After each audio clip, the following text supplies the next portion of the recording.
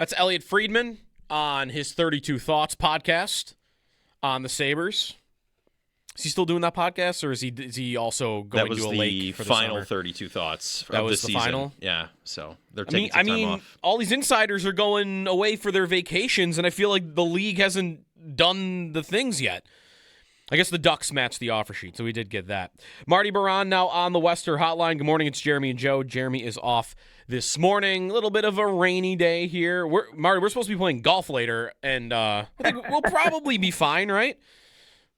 I think so. This is my first time this year playing, so I'm like, it can't be raining, so let's go. And it should be a beautiful afternoon. That's what I'm going with. The last thing you want on your first golf round of the year, I think, is the grass being like sopping wet. That would terrify me, but you'll do fine today. We'll do fine today. So, like I said in our text group, it won't affect my game, good or bad. It's gonna stay the same. Well, we'll see. We'll have some fun a little bit later on. And before we get to the Sabres, Marty, do you have a thought on the Leo Carlsson offer sheet being matched? I meant to get to it this morning. We haven't had time yet. I really didn't think they would match it. Maybe a lot of people in the league did. And now I'm not as much thinking about the Ducks as the Flyers. Like, Danny Briere was so aggressive on that offer sheet, and they have the most cap space left in the league. And again, I feel like a lot of the star players in the league haven't moved yet. So I don't know. I feel like Philly is like a real team to watch here, even though we're 10 days past free agency starting. Yeah, no, they absolutely are. I thought the Ducks were going to match, but that doesn't mean that if they match, and they did, that they're happy about it. And that also doesn't mean that Pat Verbeek didn't absolutely butcher this summer for the Anaheim Ducks. Look, they had about $40 million in cap space. Now, because they were offer sheeted on Carlson at $18 million, they signed A.J. Greer at a contract that they didn't have. They have Minchikov on the back end that they gave $7 million per year. They don't have enough money for Cutter Gauthier. And I think they'll sign Cutter Gauthier and they'll go over the cap in the summer because you're allowed to go over the cap by 10% in the summer. But when it's, opening night roster, you got to be cap compliant. So they absolutely butchered the summer. And Pat Verbeek, like that press release yesterday by ownership saying Pat Verbeek intelligently managed the cap and gave us enough room to be able to match.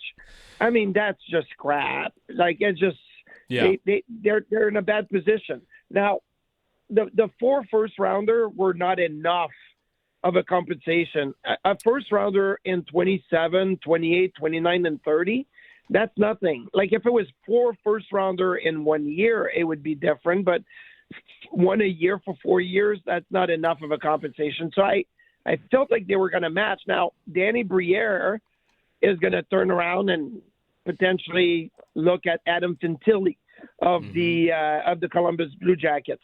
He's not going to look at Connor Bedard because Bedard's got the shoulder surgery, and that's a different situation. But who knows? Maybe there's a conversation with Dylan Larkin and saying, "Listen, I know we're not on your list. You have Minnesota, Florida, Dallas, whatever, but maybe you would want to come to Philly. We have a number 1 center spot open." So I think he's going to be aggressive to continue to make his team better. But I felt like Anaheim were going to match.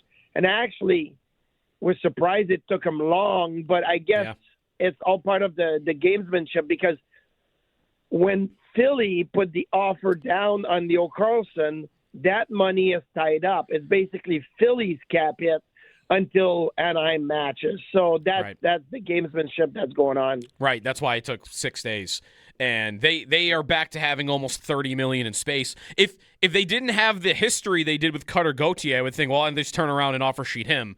But well, they can't. Cutter Gauthier can't be offer sheeted because he's a 10.2C. Like, it's a weird thing. Right. So okay. Anaheim is lucky because they would have been exposed to Leo Carlsson getting an offer sheet, and then another team coming in and offer sheeting Cutter Gauthier. So at least they got that. They're lucky with that. Right. He's ineligible for an offer sheet. So we'll see. Right. Fantilli would be interesting, or maybe they're looking for a bigger trade idea. Robertson hasn't been moved yet.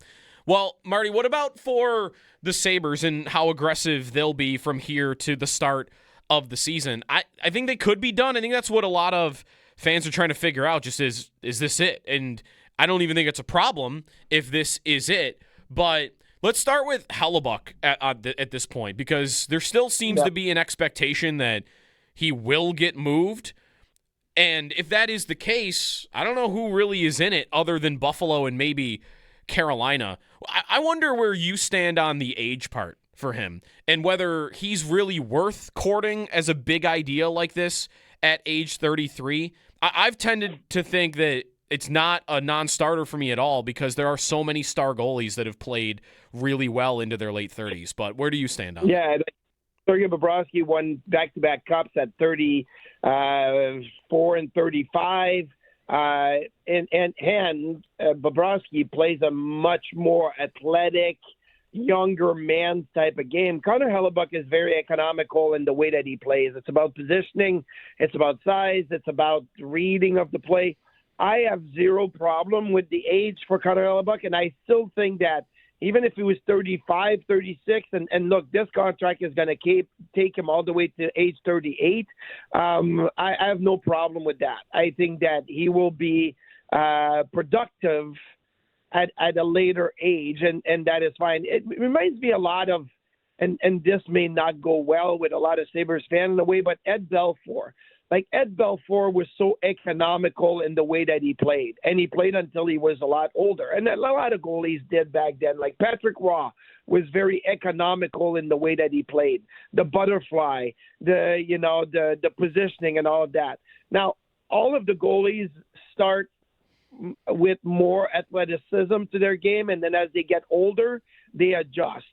And I think that Connor Hellebuyck, over the last few years, you can see that this is a goalie that's going to be good for a long time still. So I have zero problem with that. And I do think that Winnipeg is in a bit of a kind of a tricky situation here because, yeah, obviously Hellebuyck can go back to Winnipeg and play for the Jets this year. But are you so far down the road now that it's like, we're going to get Hellebuyck back, but he's not going to be happy to be here, and we should just make the move, right? Yeah. I think that Winnipeg maybe overplayed their hand before the draft. They were demanding. They wanted a certain return, and maybe the Sabres weren't willing to give it in. Mm-hmm. I think now it may soften a little bit. So I mean, I'm not as confident as I was before the draft saying now Connor Hellebuyck will be a Buffalo Sabres. But I think it's still a possibility moving forward. Yeah, I'm with you. And I think, going back in with him next year would just be uncomfortable. And I don't even know that I mind that in some instances, but how do NHL teams generally operate? Like, we just saw this with Brady Tkachuk a little bit, and it's happened in the past. I mean, Eichel here and other instances. Larkin maybe in Detroit, Yzerman's acting as though he'll be different on this. But I feel like generally, if a guy wants out or it's known that a guy might want out, the team usually just moves off of it. And they don't go through whatever turbulence they would have with bringing him back to camp and then in the season. Because, I mean, other players would know that too as that's happening. Yeah, and it feels like I don't want to say there's an easy deal to be made here, but I think everybody can kind of see, okay, Connor Hellebuyck, what is the return for that? Well, a goalie is a return. A first-round pick is a return. Maybe an established player or forward, right, is a return. And then maybe there's a prospect in there. Maybe there's not. But I think there's a perimeter that is going to happen. Like for Dylan Larkin, for example, in Detroit, I don't know what that deal looks like. Mm-hmm. Like he's only wanting to go to 3 or 4 teams. So that puts Detroit in a bad place. And maybe Detroit is like, we're not trading you because we're not getting the return that we should. I think we all know that Winnipeg is going to get a decent return, at least close enough to what maybe they would want for Hellebuyck. So that's, the bringing back Hellebuyck in training camp for next year is not the best option for the Winnipeg Jets. Marty Biron with us. By the way, Marty, do you know what age you were for your career best save percentage? Oh, well. Take a guess. The weird thing with me is that early in my career, I played in, when there was two-line passes. Right. And there was, all of that. And so the speed game and everything. So it may have changed, but I think my first year with the Rangers may have been my best one, and that would be when I was 33. Nailed it. 33, which is exactly how old Connor Hellebuyck is. Just throwing that out there. Another example, right? Marty at his career best at 33. Hellebuyck, 33 years old. So you could see that happen. You're right. Yeah, the difference in the eras was, wild from the beginning of your career. But this was I mean, I would have, at first guess, I would have said before the 04, 05 before the lockout would have been better because, save percentages. I mean, Dominic Hasek, 937 or whatever. Right. You're never going to see that again. I don't think so. Right. But no, it's just somehow happened to be when I was a little older. Wiser, they say, wiser. Yeah. Do you think, as this team is currently constructed, Mario, let's say they don't really do anything else major, they have to sign Peyton Krebs still, but otherwise the team is mostly intact. Do you think there is enough potential internally for them to be better next season than they were last year? And that's a high bar, right? That's winning the division. That is a goal away from the conference finals. They lose Tuck and Biron. Do you think there is enough in this group to not even just be as good as they were a year ago, but even be better than it? There is potential, but it's a little bit harder to project or predict because the potential to be better would come from players that are unproven, right? The potential to be better would be, with a Josh Norris for the full season. Well, that's never really happened all that often. So I can't really, put all my chips in the middle of the table and say they're going to be better because Josh Norris is going to play 78 games. I can't put all my chips in the middle and say they're going to be better because, Kulich is going to be an added bonus. Well, he missed a whole year, basically. So I don't know what that's going to be like. Or Hellebuyck, he was great, but now, how is he going to be for, 2, 3, 4 months in a row being in the NHL? And Crevier I really like, and Zellweger I really like. And so I think that there is potential to be better than last year, but there's a lot of question marks with players that it's hard to project what they're going to be. Mm-hmm. Do I think Josh Doan is going to be even maybe better than last year? Yes, I think there's a progression there, and I can really see that happening. Same with Zach Benson, same with a few others. But obviously, with a Connor Hellebuyck, then for me, it's like, okay, Florida, Toronto, Montreal, like those teams are mostly Florida and Toronto are taking steps forward. How do you stay in that race? I think that with a Connor Hellebuyck, it would be easy to say, oh, they're going to be much better because they got a stud goalie. But I still think there's a chance they're better than last year with the team that they have right now. I absolutely love the team they have right now. I think that group of four is awesome. I like their back end, even though they lost Bo Byram. But last year I was saying the same thing about, I love Kesselring coming in. And it wasn't a good year for Kesselring because he was injured, and then he gets traded. So there's still that chance that maybe one or two of the pieces that need to be so good are going to take maybe a step back. Who's the quote unquote unproven guys that we haven't seen for full seasons yet? Who is the one that's most important for you on that? Like, is it Hellebuyck? Because I feel like the expectation for him after the end of the year and the World Championships, like I don't know, like if he's a number one center for them immediately, like that's where I would start getting to, all right, they could be better than they were last year if you get him or somebody else that's like in the Calder conversation. See, for me, I think it's Yuri Kulich because I think that Yuri could be a 30-plus goal guy. Yep. And I'm not saying, the Moneyball reference is not like we're trying to replace Alex Tuck's goals, but we're trying to replace scoring chances, shots on goal, and I'm like, I think that's Yuri Kulik. I think that's the guy that can maybe not only replace the goals, but replace that offense, maybe even replace power play, kind of production. And that's where I'm looking at. Now, we talk about Connor Hellebuyck, and I know that Patrick Kane's name has been out there. Funny enough for me, I think that if the Sabres were to make a Hellebuyck move at some point, if that happens, I think there's more of a chance that Patrick Kane is also a move because you would be losing mostly a forward in that transaction, so you'd have to replace that.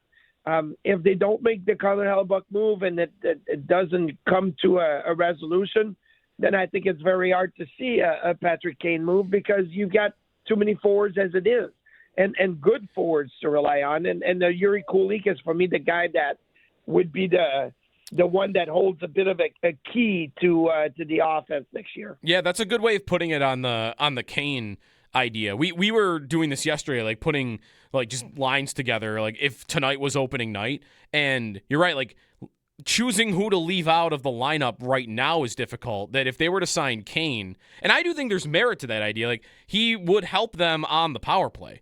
And I would like to see them get help on the power play, but then you have to figure out another guy that's coming out. And you're right, like without a trade somewhere else, they're just this is filed under good problems to have, right? Like they have 13, 14, 15 forwards that all feel like they're worthy of playing if tonight was opening night. Yeah, but the problem that's going to be opening night or towards the end of the training camp is, well, do you still have 3 goalies? Right. And if you do, so now you only have room for 13 forwards and 7 defensemen, or do you keep 14 forwards and 6 defensemen with your 3 goalies? Like, this is where, again, we're going to be discussing the same thing in camp as we did last year, and maybe even at the start of the season is, who's the extra guy? Is Peyton Krebs the extra guy? Because, I mean, as it is right now, if you have Benson, Norris, Thompson, McLeod, Quinn, Zucker, the kids, Carrick, Malenstein, it's like, whoa, like there's a lot of players there. Where does that leave space for Krebs, who was fantastic last year and most likely going to go to arbitration and get paid at least on a 1-year deal? So that is going to be another one of those. Well, Lindy Ruff has got his work cut out for him to be able to manage and try to see how that all works out for opening night. Yeah, the numbers crunch is there for sure. Last thing for you, Marty, and then we'll let you go. Anytime I see anybody doing, like, and I've done this too because we've done it, like putting together like what a lineup might look like for next year at least at the start of the year, Thompson is always on the wing from at least what I see. Like, are you also subscribing to the idea that he is going to play more on the wing going forward? I think that's maybe where we thought we were going to end up last year, but then they ran into injuries and he played a lot of center and there was some back and forth. Like, is he just a winger, you feel like, for this year because they have so many other guys that can play center? Well, that's a luxury. I mean, every coach is going to tell you, I love that I can have many players playing center. Now, Tage Thompson last year was funny because himself, he was like, I like playing center better. Right. And then Lindy was like, his production is maybe better on the wing. So it was a little internal kind of back and forth. And he ends up playing center most of the season and has a great year. And but at the Olympics, he wasn't in the middle of the ice. Now, can there be a switch and, during the play or whatever? Absolutely. But the way that I see it right now, I think there's going to be a little competition in camp. And the competition may not be just Tage Thompson, but I think Norris and McLeod are centers. So who is your other center? Is it going to be Hoslund? Is it Hellenius? Is it Thompson? I think there is going to be an internal competition to see what fits best for that other center spot. And it doesn't mean it's third-line center. If Tage is a center, Tage goes to the top, and you have Norris as a second line and McLeod maybe as a third-line center. But if you move Thompson to the wing, you go Norris, McLeod, and Ostlund, and then Carrick as a fourth line. It's really good as well. So I think there's options, and options are fine. But I would venture a guess that Tage is going to play a lot of center this year. Maybe he doesn't start in the middle, but he's going to work his way back there. Yeah, I think that's a good way of putting it. I almost feel like I'm looking at the list right now. Like, if Norris and McLeod are just here, that almost feels to me like by ice time, like that's second and third line center, and then I'm battling for my number one center between Tage, Hellebuyck, and Kulich, maybe two. I would want to throw in there. You threw him in there earlier, so yeah, camp for like that position specifically is going to be really entertaining, I think, and interesting, to say the least. Because I feel like it's crazy. They didn't mention Kozak, Danforth. I know those are lower level guys for this. Krebs is unsigned. Oslin, they just have so many centers, or guys that can at least play center. But do you feel like the way it ended in the playoffs last year with Benson, Norris, and Thompson on the line? Yep. Do you feel like that's the natural way to start next year? I think so. To say, hey, you know what? Like, Benny can work the corners. He's tough to play against in front of the net. Norris, even though Josh Norris probably sees himself more as a goal scorer, and throughout his career he's more of a goal scorer, but I see him more of a playmaker now, and Tage is that finisher. I think there's a good fit for that line to start together next year. I agree with that, and I think even more than that, like, I know Lindy has said this before and others have, that they really like pairings of forwards that are consistently together, and then sometimes the third guy will rotate. And Thompson kind of lost his partner, right? Because for 5 years, it was Tuck more than anybody. Yeah. And who's his partner going to be going forward? And I feel like I want to say Benson for that. Yeah, that's the duo. I think Kulich and Zucker, McLeod, and Quinn were a unit last year for a long time. Lindy would switch the other two lines, but left these guys together a lot. But Kulich and Zucker have a kind of a thing. Like they get along really well. Maybe they're together with McLeod, and then that leaves Quinn kind of on an island, because then you have maybe it's Oslin, Hellebuyck, and Quinn, or Doan could be on there with the two kids, and then Quinn is on an island. Like, again, there's 10 forwards for me for the top 9. Right. And so somebody's not going to be happy unless there's, somebody gets hurt and then everybody fits into place. Yep. We'll see as camp gets closer. And again, a trade could make a lot of this conversation easier if it happens in the next couple of months. Marty Biron, Sabres Live today at 12 o'clock. And you've got the Western New York Heroes Gala tonight, right, as well? Yeah, so this is great, because last year I was part of Western New York Heroes, the holiday gala, and Sal Capaccio obviously hosted the thing, and then he auctioned off a dinner in Ellicottville with Chris and his wife and whoever wanted to buy the dinner. And then, like every live auction, there's always a time where things dies down a little bit, and then he's like, Marty, come on stage. He goes, you want to go to dinner? We're getting Marty to come to dinner with us. And then the betting kept going a little bit. So I added my flair to it. So that's why, like, we're all going to go, and you'll be there, go golfing, early afternoon. And then we got that dinner tonight in Ellicottville, which will be awesome. Nice. Should be fun. Well, thanks for doing this, Marty, and I'll talk to you in a little bit. Absolutely. See you later. Thanks. Marty Biron on the Western Hotline, Sabres Live, 12 o'clock. They had Shayna Goldman on yesterday, by the way. Check that out. Really good interview. They also had Mark Pesic on from the butt goal, of course. The butt goal. 2 days ago they had that. Revisiting the butt goal a little bit. Pesic and Goldman. I love Shayna Goldman. She's awesome. You guys are old enough to remember the butt goal, of course. Oh, right? Yeah. Yeah. Oh, yeah. It's that's like the first year of the playoff drought, I think. 20. It was early. He didn't play here very long after that. No, I don't think so. I think that's right. That's one of those guys that was like a Sabre first-round pick that, like, before they played here, I'm like, oh, this guy's going to be so good. And then, like, yeah, he's fine. He's an NHL player. Right. Yeah, 2013. We were like 11 years old at that point. Yeah, so I definitely remember that. Yeah. All right. For sure. Mike Smith was always quite a trip to watch. I had a guy tell me one time that I looked like Mike Smith when I played, and I took the most offense to that I could take to anything anyone could ever say about my hockey game. Really? I was so mad. Really? Oh, he's so sloppy and gross. He looked horrible playing the position. The thing I remember about him more than anything is he just played the puck all the time. He played the puck awesome. He was really good at that. And it's funny, like, so your YouTube rabbit hole used to be like fun facts and like useful information about like different things around like the world. Mine are like compilations of like controversial sports moments, like whether it's like referees getting mad or like guys that are throwing dirty hits. Sure. One of them recently, Owen will love this one, was like a 12-minute compilation on goalies getting run. Oh man. And I'm not lying to you. Half of it was Mike Smith. Oh yeah.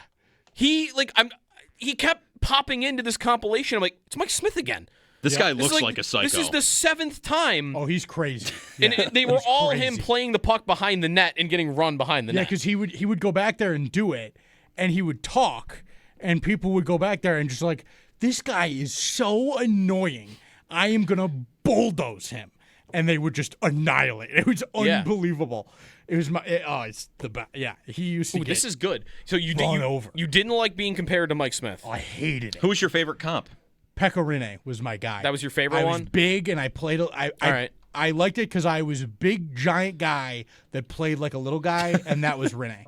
Like Rinne was a big, tall goalie that wore good gear and played like athletic, fun goaltender. It's good. And I liked to try to play like Rinne. I'm more interested in other names that you didn't like being compared to. Corey Crawford. Corey Crawford would drive me nuts. Why? Oh, man. Because his pads they stayed so straight on his legs that it looked like they were gonna stick up into his stomach. And it really bothered me how he wore his pads. Oh. And he's also on my like most punchable face list. Really? He does kind of have that look I to can't him. stand just looking at his face. Corey Crawford? Yes. Stanley Cup champion Corey Crawford is a punchable face? Don't come at me with Stanley Cup champion. I know. I mean, he won it. Drives me nuts. I hated that. This guy. Yeah. The thing I always liked about Crawford is I thought he was a good goalie number. I liked 50 as a goalie number. 50 as a goalie number is fun. I do like that. Interesting. His pads, you're absolutely right about. I'm looking at a picture of him in his stance, and it's poking his midsection. And there was a kid in Amarillo. Oh. We're just reopening old There was a wounds. kid in Amarillo that wore his pads like that, and he would talk like crazy. And he's the kid that I tried that wouldn't cross the red line. Oh, you tried to fight him. Yeah. Yes. And he was so annoying. He would drive me nuts, this kid.